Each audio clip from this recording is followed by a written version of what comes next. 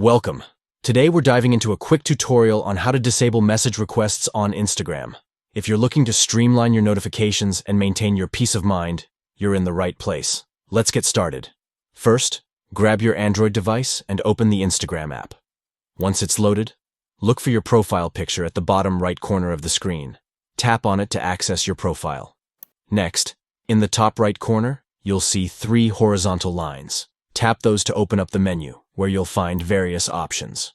Scroll down a bit and tap on Settings to proceed. Now, let's head to your notification settings. Look for the option labeled Notifications and give that a tap as well.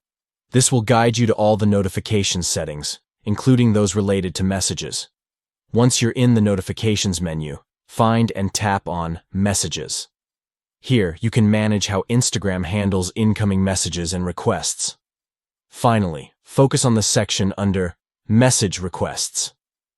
You'll see an option that reads Off. Select this to disable any message requests from people you don't follow.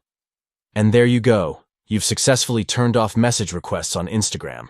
If you found this guide helpful, don't forget to like and subscribe for more quick tips. Happy Instagramming!